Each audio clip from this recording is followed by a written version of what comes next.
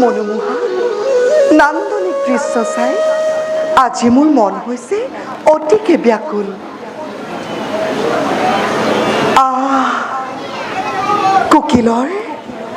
কোকিলৰ সুমধুৰ কণ্ঠস্বৰে মন প্ৰাণ হৰি দিব খুজিছে আৰু বনৰীয়া ফুলবিলাকেও হালি জালি নিজৰ মাজতে মনৰ ভাৱ কৰিছে প্ৰকাশ।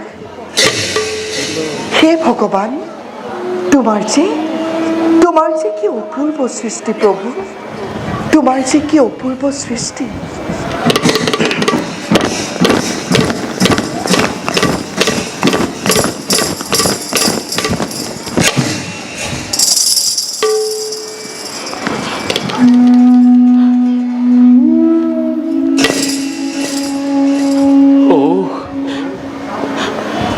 মাতৃস্বৰূপা এই জানকী দেৱীৰ আগত মই কোনো দিন কোৱা নাই মিছা কথা।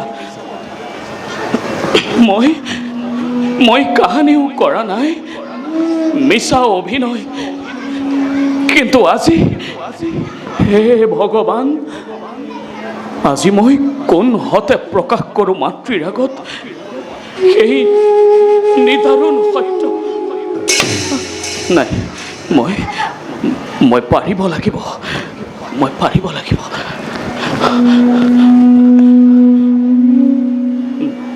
দেৱী, কোন? দেৱী জানকী। লক্ষ্মণ। ঠাকুৰ লক্ষ্মণৰ সেৱা গ্ৰহণ কৰিবা দেৱী।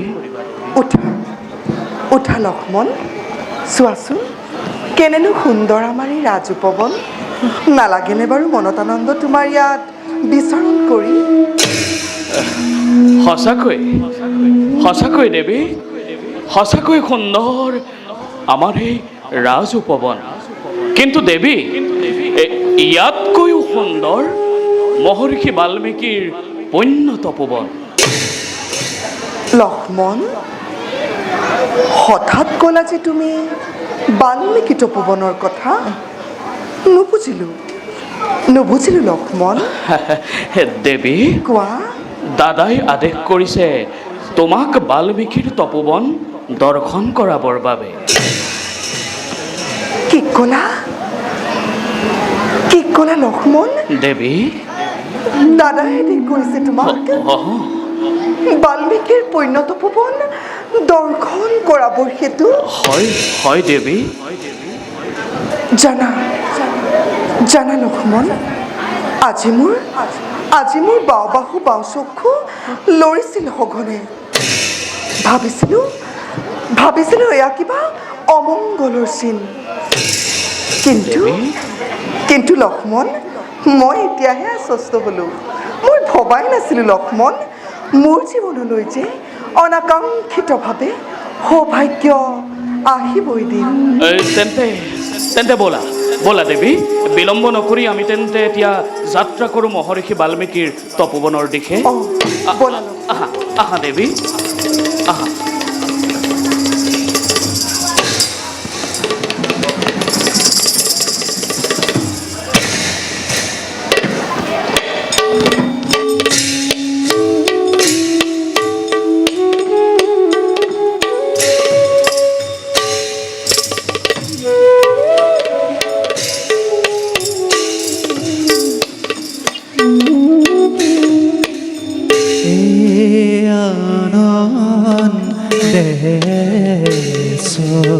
লিয়া যাই জন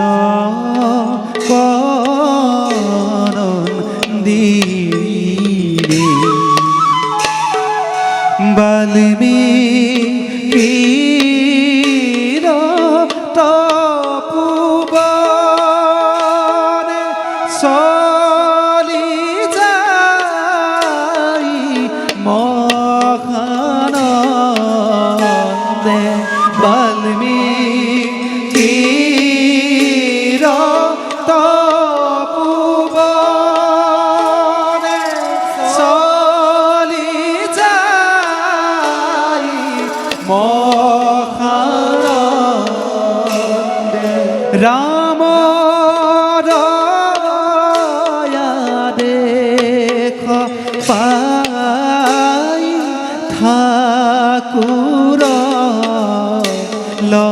মনে হে রাম দয়া দেখ পাই ঠাকুর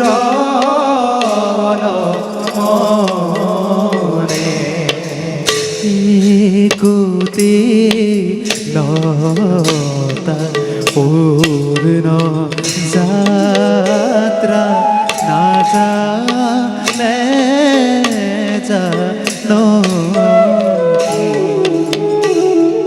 পাইলা গোয়া কতুক্ষণে বাল্মীকির তপোবনে পাইলা গোয়া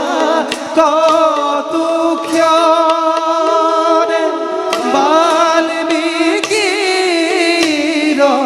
তপোবনে রাম হরি রাম হরি বোলা হরব জনে হে রাম হরি রাম হরি বোলা হরব জনে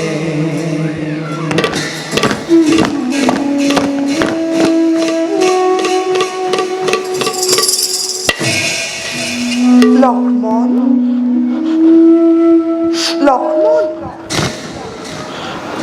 সুদূৰত যে দেখিছা শ্যামক্ষেত্ৰ তৰুলতাৰ মাজেৰে লাস্য ভংগীমাৰে আহিছে ধীৰেৰে নামি এধাৰি স্ফটিকৰ নিৰ্মল ধাৰা লক্ষ্মণ দেৱী সেয়াই নেকি তমখাততিনী